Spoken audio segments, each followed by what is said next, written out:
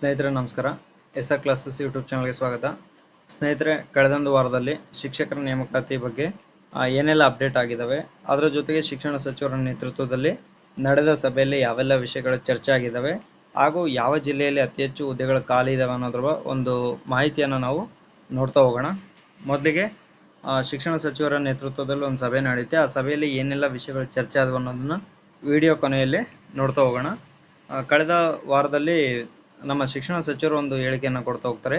ಜಾತಿ ಗಣತಿ ವರದಿ ಬಂದ ಮರುದಿನವೇ ಶಿಕ್ಷಕರ ನೇಮಕಕ್ಕೆ ಅಧಿಸೂಚನೆ ಹೊರಡಿಸಲಾಗುತ್ತೆ ಅಂತಂದು ಮಾನ್ಯ ಶಿಕ್ಷಣ ಸಚಿವರು ಹೇಳ್ತಾ ಹೋಗ್ತಾರೆ. ಅಂದ್ರೆ ಮುದ್ದೇಬಿಹಾಳದಲ್ಲಿ ಒಂದು ಪತ್ರಿಕಾಗೋಷ್ಠಿಯಲ್ಲಿ ಹೇಳ್ತಾರೆ, ನ್ಯಾಯಮೂರ್ತಿ ನಾಗಮೋಹನ್ ದಾಸ್ ಆಯೋಗದ ಪರಿಶಿಷ್ಟ ಜಾತಿ ಸಮೀಕ್ಷಾ ವರದಿ ಬಂದ ಮರುದಿನವೇ ಶಿಕ್ಷಕರ ನೇಮಕಕ್ಕೆ ನೋಟಿಫಿಕೇಶನ್ ಹೊರಡಿಸಲಾಗುತ್ತೆ ಅಂತಂದು ಹೇಳ್ತಾ ಹೋಗ್ತಾರೆ.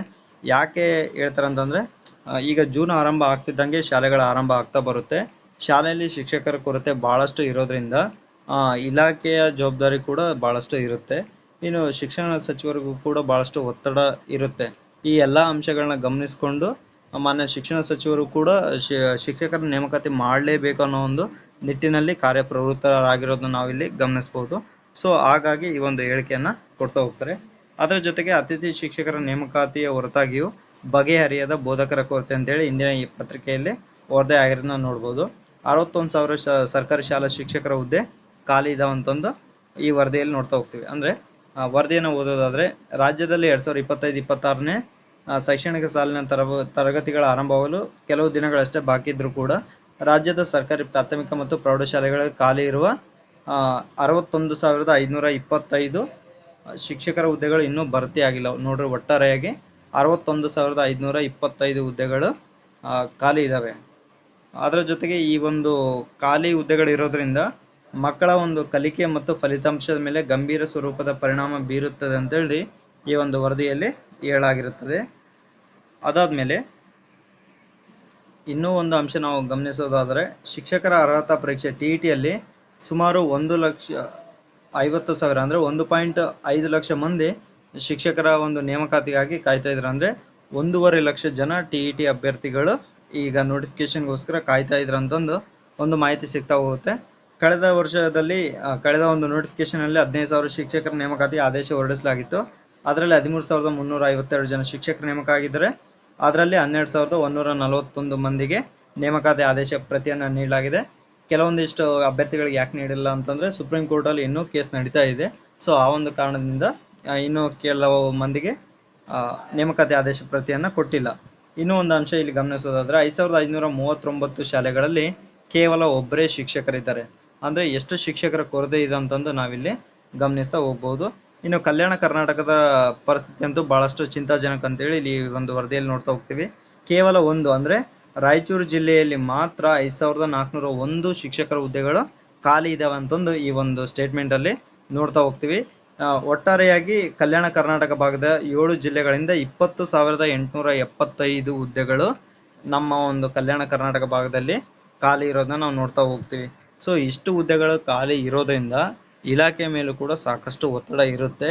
ಸೊ ಆದಷ್ಟು ಬೇಗ ಒಳ ಮೀಸಲಾತಿ ಜಾರಿಯಾದ ಬಳಿಕ ಆದಷ್ಟು ಬೇಗನೆ ನೋಟಿಫಿಕೇಶನ್ ಹೊರಡಿಸ್ತಾರೆ ಅಂತಂದು ನಾವಿಲ್ಲಿ ಒಂದು ಪಾಸಿಟಿವ್ ಒಪಿನಿಯನ್ಗೆ ಬರ್ಬೋದು.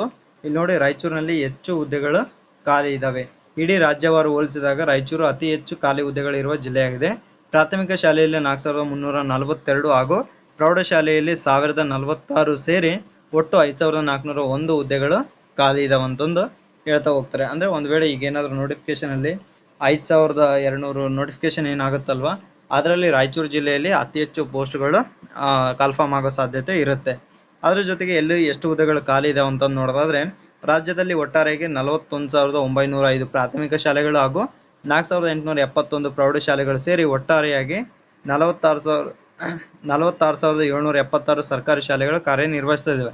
ಅದರಲ್ಲಿ ಪ್ರಾಥಮಿಕ ಶಾಲೆ ಹುದ್ದೆಗಳು ಎಷ್ಟಿದೆ ಅಂತಂದ್ರೆ 1,88,531 ಮಂಜೂರಾದ ಹುದ್ದೆಗಳಿದ್ರೆ ಅದರಲ್ಲಿ 1,38,802 ಕಾರ್ಯನಿರ್ವಹಿಸ್ತಾ ಇದ್ದಾರೆ. ಅಂದ್ರೆ ಅಲ್ಲಿ ಹೆಚ್ಚು ಕಡಿಮೆ 49,729 ಹುದ್ದೆಗಳು ಖಾಲಿ ಇದಾವೆ. 49,000 ಹುದ್ದೆಗಳು ಖಾಲಿ ಇರೋ ಪ್ರಾಥಮಿಕ ಶಾಲೆಗಳಲ್ಲಿ ನೋಡ್ತಾ ಹೋಗ್ತೀವಿ. ಅದ್ರ ಜೊತೆಗೆ ಪ್ರೌಢಶಾಲೆಯಲ್ಲಿ 44,406 ಹುದ್ದೆಗಳು ಮಂಜೂರಾಗಿದ್ರೆ ಅದರಲ್ಲಿ 32,601 ಮಂದಿ ಕಾರ್ಯನಿರ್ವಹಿಸ್ತಾ ಇದ್ದಾರೆ. ಅದರಲ್ಲಿ ರಿಟೈರ್ಮೆಂಟ್ ಅಲ್ಲಿ ಕೂಡ ಒಂದಿಷ್ಟು ಜನ ಹೋಗ್ತಾರೆ. ಒಟ್ಟಾರೆಯಾಗಿ 11,796 ಹುದ್ದೆಗಳು ಖಾಲಿ ಇರೋದನ್ನ ನಾವು ನೋಡ್ತಾ ಹೋಗ್ತೀವಿ. ಒಟ್ಟು ರಾಜ್ಯದಲ್ಲಿ 61,525 ಹುದ್ದೆಗಳು ಶಿಕ್ಷಕರ ಹುದ್ದೆಗಳ ಖಾಲಿ ಇದೆ ಅಂತಂದು ಈ ಒಂದು ವರದಿಯಲ್ಲಿ ಬೆಳಕು ಚೆಲ್ಲಿದ್ದಾರೆ. ಕಳೆದ ವರ್ಷ 43,000 ಜನ ಅತಿಥಿ ಶಿಕ್ಷಕರನ್ನ ನೇಮಕ ಮಾಡಲಾಗಿತ್ತು. ಈಗಲೂ ಕೂಡ ಅಷ್ಟೇ ಪ್ರಮಾಣದಲ್ಲಿ ಅಥವಾ ಅದಕ್ಕಿಂತ ಹೆಚ್ಚು ಅಥವಾ ಕಡಿಮೆ ಅತಿಥಿ ಶಿಕ್ಷಕರ ನೇಮಕ ಮಾಡಿಕೊಂಡು ಶಾಲೆ ಒಂದಿಷ್ಟು ನಡೆಸಲಾಗುತ್ತೆ. ಅದಾದ ನಂತರ ಆದಷ್ಟು ಬೇಗನೆ ನೋಟಿಫಿಕೇಶನ್ ಮಾಡಿ ಕಾಯಂ ಶಿಕ್ಷಕರನ್ನ ಒದಗಿಸುವ ಪ್ರಯತ್ನವನ್ನ ಸರ್ಕಾರ ಮಾಡುತ್ತೆ ಅನ್ನೋ ಒಂದು ಸಕಾರಾತ್ಮಕ ಭಾವನೆಯಲ್ಲಿ ನಾವು ಓದೋದನ್ನ ಆರಂಭ ಮಾಡೋಣ. ಈಗ ಮಾನ್ಯ ಸಚಿವರು ಏನಂತ ಹೇಳಿಕೆ ಕೊಟ್ಟಿದ್ರು ಅಂತಂದ್ರೆ, ರಾಜ್ಯದಲ್ಲಿ ಒಳ ಮೀಸಲಾತಿ ಸಮೀಕ್ಷೆ ನಡೀತಾ ಇದೆ. ಪ್ರೆಸೆಂಟ್ ನಡೀತಾ ಇದೆ, ಕೊನೆಯ ಹಂತಕ್ಕೂ ಕೂಡ ತಲುಪಿದೆ. 28ರವರೆಗೂ ಕೂಡ ಸಮೀಕ್ಷೆ ನಡೀತಾ ಹೋಗುತ್ತೆ. 28ಕ್ಕೆ ಸಮೀಕ್ಷೆ ನಿಲ್ಲುತ್ತೆ. ಅದಾದ ನಂತರ ವರದಿ ಸರ್ಕಾರಕ್ಕೆ ಆಯೋಗದ ಅಧ್ಯಕ್ಷರಿಗೆ ಸಲ್ಲುತ್ತೆ. ಅದಾದ ನಂತರ ಅಲ್ಲಿ ಒಂದಿಷ್ಟು ವಿಶ್ಲೇಷಣೆ ಮಾಡಿ ಅಂಶಗಳನ್ನ ಸರ್ಕಾರಕ್ಕೆ ಒಂದು ಆಯೋಗ ವರದಿಯನ್ನು ಕೊಡೋ ಸಾಧ್ಯತೆ ಬಹಳಷ್ಟು ಇರುತ್ತೆ. ನೆಕ್ಸ್ಟ್ ಅಂಶಗಳನ್ನ ನಾವು ನೋಡೋದಾದ್ರೆ, ಒಂದು ಅನೌನ್ಸ್ಮೆಂಟ್, TET, GPSR, PST ಮತ್ತು HSTR ಅಭ್ಯರ್ಥಿಗಳಿಗಾಗಿ ನಮ್ಮ ಚಾನಲ್ ವತಿಯಿಂದ ಟೆಸ್ಟ್ ಸಿರೀಸ್ ಅನ್ನು ಆರಂಭ ಮಾಡಲಾಗಿದೆ. ಈಗಾಗಲೇ 2 ಟೆಸ್ಟ್ಗಳನ್ನ ಕಂಡಕ್ಟ್ ಮಾಡಿದೀವಿ. ಯಾರು ನೋಡಿಲ್ಲ ದಯವಿಟ್ಟು ಆ 2 ಟೆಸ್ಟ್ಗಳನ್ನ ನೀವು ಅಟೆಂಡ್ ಮಾಡಬಹುದು. ನಿನ್ನೆ ಅಂದ್ರೆ 21/5/2025 ಮಾನ್ಯ ಶಿಕ್ಷಣ ಸಚಿವರ ನೇತೃತ್ವದಲ್ಲಿ ಉನ್ನತ ಮಟ್ಟದ ಅಧಿಕಾರಿಗಳೊಂದಿಗೆ ಒಂದು ಸಭೆ ನಡೀತಾ ಬರುತ್ತೆ. ಆ ಸಭೆಯಲ್ಲಿ ಏನೆಲ್ಲ ಅಂಶಗಳು ಚರ್ಚೆ ಅದು ಶಿಕ್ಷಕರ ನೇಮಕಾತಿ ಬಗ್ಗೆ ಚರ್ಚೆ ಆಯ್ತಾ ಇಲ್ಲ ಅನ್ನೋದ್ರ ಬಗ್ಗೆ ನಾವು ಒಂದಿಷ್ಟು ನೋಡ್ತಾ ಹೋಗೋಣ. ಮೊದಲಿಗೆ ಈ ಒಂದು ಅಂಶ ಕರ್ನಾಟಕ ರಾಜ್ಯ ಶಾಲಾ ಶಿಕ್ಷಣ ಇಲಾಖೆ ನೌಕರರ ಸಂಘದಿಂದ ಬಂದಿರೋ ಅಂಶ ಇದು. ಇಂದು ಅಂದ್ರೆ ನಿನ್ನೆ ಬೆಂಗಳೂರು ಸಮಗ್ರ ಶಿಕ್ಷಣ ಕರ್ನಾಟಕ ಕಚೇರಿಯಲ್ಲಿ ನಮ್ಮ ಶಾಲೆ ನಮ್ಮ ಜವಾಬ್ದಾರಿ ಯೋಜನೆಯಲ್ಲಿ ಹೊಸ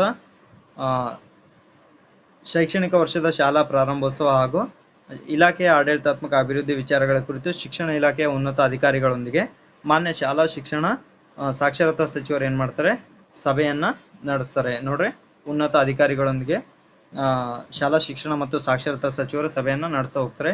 ಈ ಒಂದು ಸದರಿ ಸಭೆಯಲ್ಲಿ KPS ಶಾಲೆಗಳ ಪ್ರಗತಿ ಆಗಿರ್ಬೋದು, ಸರ್ಕಾರಿ ಶಾಲೆಗಳಿಗೆ ಅಗತ್ಯ ಪೀಠೋಪಕರಣಗಳನ್ನು ಒದಗಿಸುವುದರ ಜೊತೆಗೆ ಮೂಲಭೂತ ಸೌಲಭ್ಯಗಳನ್ನು ಒದಗಿಸುವುದರ ಕುರಿತು ಚರ್ಚೆ ಮಾಡ್ತಾ ಹೋಗ್ತಾರೆ.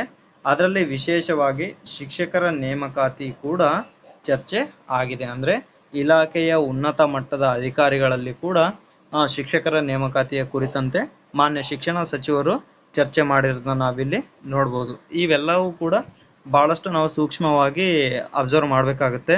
ಅಂದ್ರೆ ಇಲಾಖೆಯ ಉನ್ನತ ಮಟ್ಟದ ಅಧಿಕಾರಿಗಳಲ್ಲೂ ಕೂಡ ಒಂದಿಷ್ಟು ಕಾಳಜಿ ಇದೆ.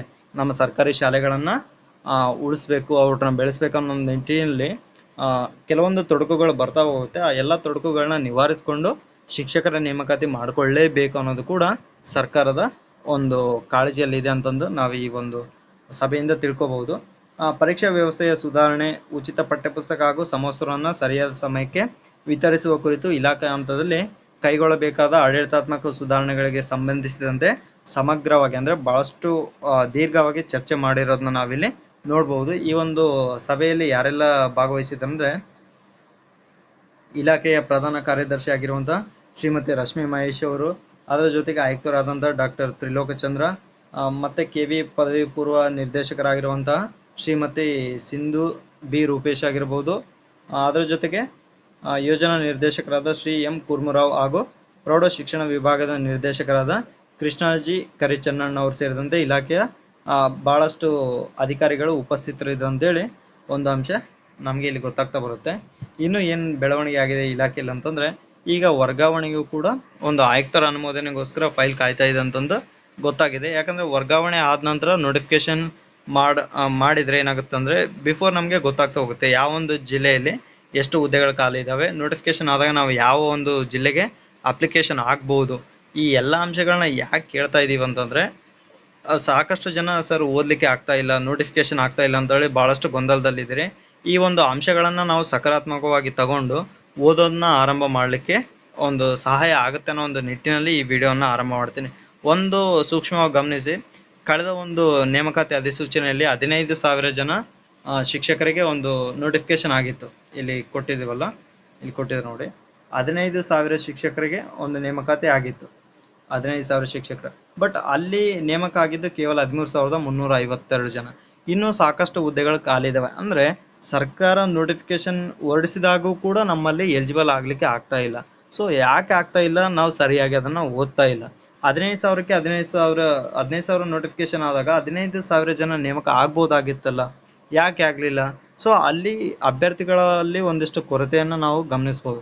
ಸೊ ಹಾಗಾಗಿ ನೋಟಿಫಿಕೇಶನ್ ಆದಮೇಲೆ ಓದೋಣ, ಹಾಲ್ ಟಿಕೆಟ್ ಬಿಟ್ಟ ಮೇಲೆ ಓದೋಣ ಅನ್ನೋದ್ರ ಬಗ್ಗೆ ತಲೆಯಿಂದ ತೆಗೆದು ನೋಟಿಫಿಕೇಶನ್ ಯಾವಾಗೇ ಆಗಲಿ ಅದ್ರ ಬಗ್ಗೆ ಗಮನ ಕೊಡದೆ ಒಂದು ಪಾಸಿಟಿವ್ ಒಪಿನಿಯನ್, ಈ ಎಲ್ಲ ವಾರದಲ್ಲಿ ಆಗಿರುವಂಥ ಬೆಳವಣಿಗೆಯನ್ನು ಪಾಸಿಟಿವ್ ಆಗಿ ತಗೊಂಡು ಓದೋದ್ರ ಕಡೆ ಗಮನ ಕೊಡಿ ಅಂತೇಳಿ ನನ್ನ ಒಂದು ಅಭಿಪ್ರಾಯ. ಸೊ ಈ ಎಲ್ಲ ಅಂಶಗಳನ್ನ ಗಮನಿಸ್ಕೊಂಡು ನೀವು ಓದ್ತೀರಾ ಅಂತಂದು ನನ್ನ ಭಾವನೆ. ಇಲ್ಲಿಗೆ ಈ ವಿಡಿಯೋನ ಮುಗಿಸ್ತಾ ಹೋಗ್ತೀನಿ. ಮುಂದಿನ ವಿಡಿಯೋದಲ್ಲಿ ಮತ್ತೊಂದು ವಿಷಯದೊಂದಿಗೆ ಭೇಟಿ ಆಗ್ತೀನಿ. ಜೈ ಹಿಂದ್.